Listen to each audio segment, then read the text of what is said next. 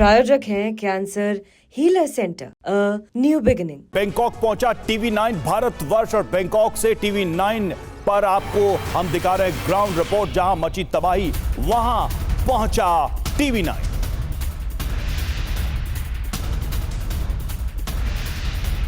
तो बैंकॉक में टीवी9 और टीवी9 की ग्राउंड रिपोर्ट बैंकॉक से, जहां हुई भूकंप की वजह से भारी तबाही, वहां पर टीवी9 इस वक्त मौजूद है आपको वहां के जमीनी हालात बताने के लिए और वहां की ग्राउंड रिपोर्ट्स दिखाने के लिए किस तरह से वहां पर इस वक्त राहत और बचाव कार्य चल रहा है। भूकंप से हुई है भारी तबाही और जिसकी तस्वीरें टीवी9 नेटवर्क ने आप तक पहुंचाई। और अब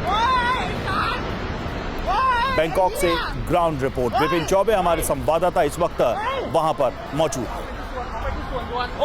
विपिन चौबे नजर आ रहा है। विपिन, क्या पहली सिचुएशन वहां पर दिखाई दे रही है? जो खबरें आज सामने आ रही हैं, नुकसान की बातें कही जा रही हैं, लेकिन ग्राउंड पर क्या हालात है? हमने बिल्डिंग्स को ताश के पत्तों की तरफ बिखरते देखा। फिलहाल राहत और बचाव कार्य कैसे किया जा रहा है वहां?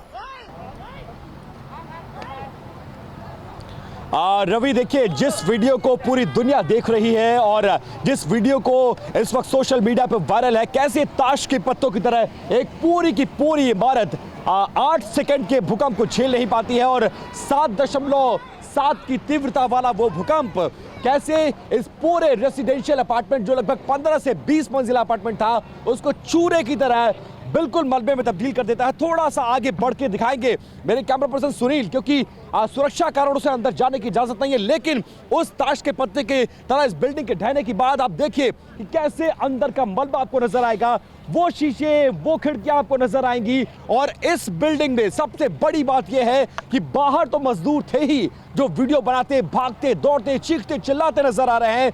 बहुत बड़ी संख्या में इस पूरे अपार्टमेंट में जहां फिनिशिंग का काम चल रहा था, वहां सैकड़ों की तादाद में मजदूर काम कर रहे थे और उन्हें संभलने का मौका नहीं मिला। सिर्फ 8 सेकंड में 7.7 की तीव्रता वाले इस भूकंप ने इस पूरी बिल्डिंग को मलबे में तब्दील कर दिया और अब सेना ने पूरे इस इलाके को घेर लिया है। आप देखेंगे गेट लगा दिया गया है और अंदर फायर ब्रिगेड की गाड़ियां आपको नजर आएंगी। एम्बुलेंसेस यहां पर देखिए प्रिकॉशनरी लगाई गई है कि जैसे जैसे ये देखिए एम्बुलेंस की गाड़ियां प्रिकॉशनरी यहां पर लगाई गई हैं, जैसे जैसे अंदर से डेड बॉडीज निकल रही हैं वैसे अस्पताल पहुंचाकर जिंदगी को बचाने की कोशिश की जा रही है। और सबसे बड़ी चुनौती यह है कि इस मलबे को हटाकर अभी भी लोगों को गुंजाइश है, अभी भी लोगों को उम्मीद है कि शायद कहीं 1% कोई जिंदगी बाकी ना हो। और अंदर इस तरह के ट्रकों के जरिए अंदर का मलबा निकाला जा रहा है और सामने राहत और बचाव कार्य कैसे चल रहा है वो जरा जेसीबी की तस्वीर दिखाइए, जहां से मलबा हटाया जा रहा है। दूर खड़ी एक जेसीबी और अंदर सेना की मौजूदगी, सेना की तैनाती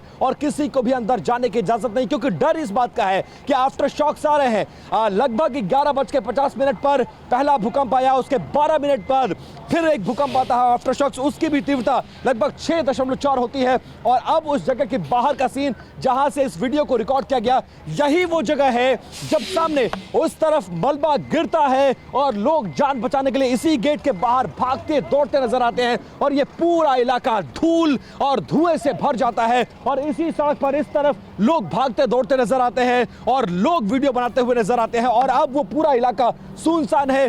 प्रेस और पुलिस और सेना के अलावा किसी को आने की इजाजत नहीं है। इंटरनेशनल मीडिया यहां से कवर कर रहा है और सामने मजदूरों की एक बड़ी टोली जो अपनों को ढूंढने के लिए यहां पर आए हैं और बहुत बड़ी तादाद में ऐसे भी लोग हैं जो इस वक्त मदद के लिए कैंप्स लगा चुके हैं। खाना पीना रहना हर तरह की सुविधाएं दी जा रही है। और ये देखिए इस ड्रेस में जो सामने आपको मजदूर नजर आ रहे हैं, ये वो मजदूरों का परिवार वाले हैं और इसी तरह के ड्रेसेस में आपको लोग भागते दौड़ते नजर आए होंगे जो उस वक्त यहां पर मौजूद थे। हालांकि भाषा की समस्या है, मैंने बात करने की कोशिश की थी, लेकिन कोई चूंकि यहां ना हिंदी जानता है ना अंग्रेजी जानता है, इसलिए बात तो नहीं हो पाएगी। लेकिन इसी तरह के ड्रेसेस में वो तमाम मजदूर थे जो यहां पर काम कर रहे थे और अभी भी इनको बुलाया गया है राहत और बचाव कार्य में शरीक होने के लिए। ये अपने शिफ्ट का वेट कर रहे हैं, अभी इनको ब्रेक दिया गया है और सड़कों पर बैठे हुए हैं। और इस तरह के देखिए मोबाइल टावर्स लगाए गए हैं, एम्बुलेंसेस, अंदर जेसीबी मशीन्स, बड़े बड़े क्रेन्स और इसके अलावा फायर ब्रिगेड की गाड़ियां और अंदर सेना ने मोर्चा संभाला हुआ है। एम्बुलेंसेस को रेडी मोड में रखा गया है और इस तरह के लगभग 2-3 जगह है, क्योंकि सबसे ज्यादा भूकंप का जो केंद्र था, भूकंप का सबसे ज्यादा जो प्रभावित इलाका है वो म्यांमार का बर्मा शहर, मांडले शहर है। लेकिन बैंकॉक की राजधानी यानी थाईलैंड की राजधानी जो बैंकॉक शहर है वो भी बहुत हद तक प्रभावित हुआ। ताश के पत्तों की तरह इस तरह इमारतें हिलती नजर आ रही थी और इसी तरह का भूकंप मैंने 2015 में काठमांडू में भी कवर किया है रवि, तब भी हालात ऐसे थे। और अब आप देखेंगे यहां से इस गेट को लगा दिया गया, अंदर जाने की इजाजत नहीं है, लेकिन यहीं से आप देखेंगे अंदर आपको एम्बुलेंस, फायर ब्रिगेड की गाड़ियां, जेसीबी मशीन्स और मलबे को हटाने का काम जारी है। ये वो 15 से 20 मंजिला इमारत थी जिसके फिनिशिंग का काम चल रहा था।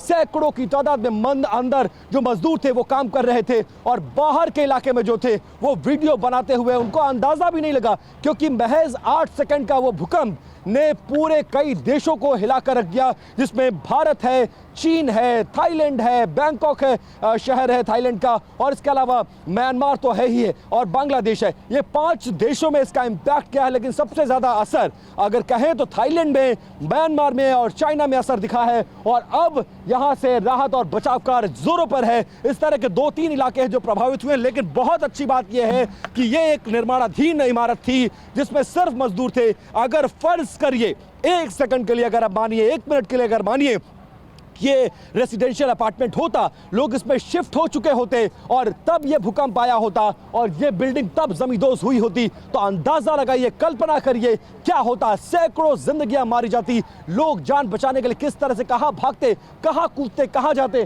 क्योंकि मलबा बताने के लिए काफी है कि कितने रेक्टर स्केल पर जो भूकंप की तीव्रता थी वो कितनी ज्यादा थी और कैसे ताश के पत्तों की तरह एक पूरी की पूरी इमारत ढह गई। उसका दूसरा हिस्सा हमें दाहिने हाथ में नजर आ रहा है, वो तो बच गया, लेकिन इसका जो लंबा वाला हिस्सा था, जो ऊंचाई वाला हिस्सा था, जो एकदम गगनचुम्बी इमारत थी, वो कैसे जमींदोज हो गया। उसके सरिये नजर आ रहे हैं, शीशे नजर आ रहे हैं, कॉलम्स नजर आ रही है, बिम नजर आ रहा है और अंदर सेना की मौजूदगी और इस वक्त वो तमाम राहत और बचाव में शामिल लोगों की मौजूदगी।